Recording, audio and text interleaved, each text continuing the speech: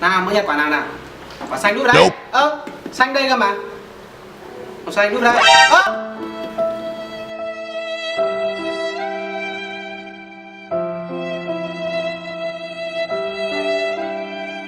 A few moments later. Màu tím.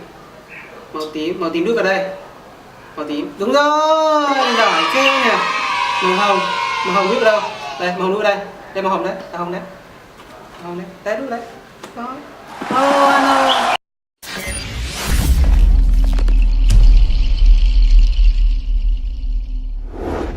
Xin chào các bạn, chào mừng các bạn đến với Mỡ Chanel. Hôm nay tôi quay trở lại với một trò chơi, đó là làm về cách matching color, dạy về màu sắc coloring cho bé, cách bé học về các màu sắc. Về nguyên liệu chúng ta có cần là một thùng giấy bìa cắt tông cũ, màu thì ta tô lên cái bìa này, số màu tôi dùng sơn acrylic, băng dính, bút cọ để vẽ, và một số quả bóng màu để bé có thể lựa chọn và bút vào từng cái lỗ mà mình tô màu. Chúng ta bắt đầu đi. Đầu tiên là ta sẽ phải gỡ cái hộp này ra, tao lật ngược lại để màu bên trong mà không có hình vẽ.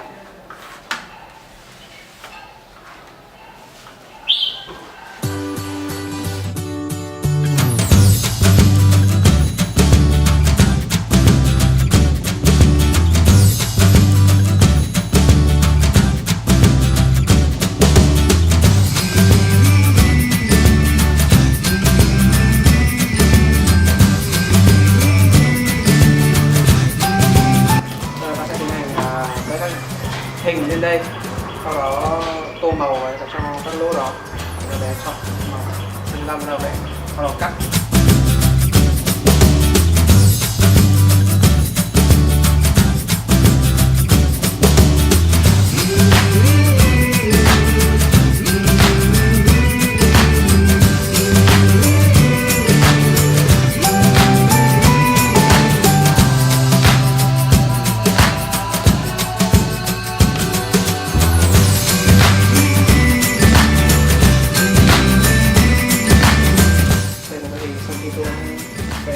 Sau ngoại sơ qua rồi chúng ta sẽ làm dao và sẽ đục con lỗ trên này, bắt đầu làm sao đấy.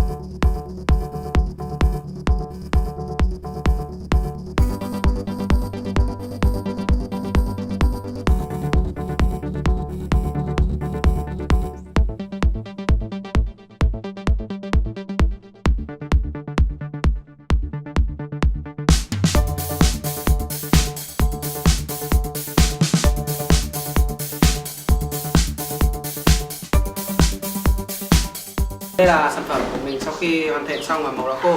Mình cùng với con chơi cho màu. Đây là màu hồng, con hồng để vào đây. Đây màu hồng, nếu đu đây. Đu này.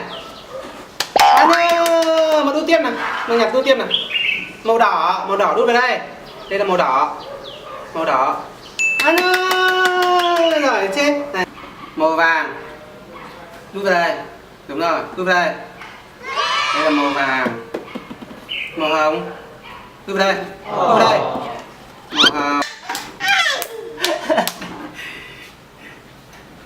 Bye bye các bạn.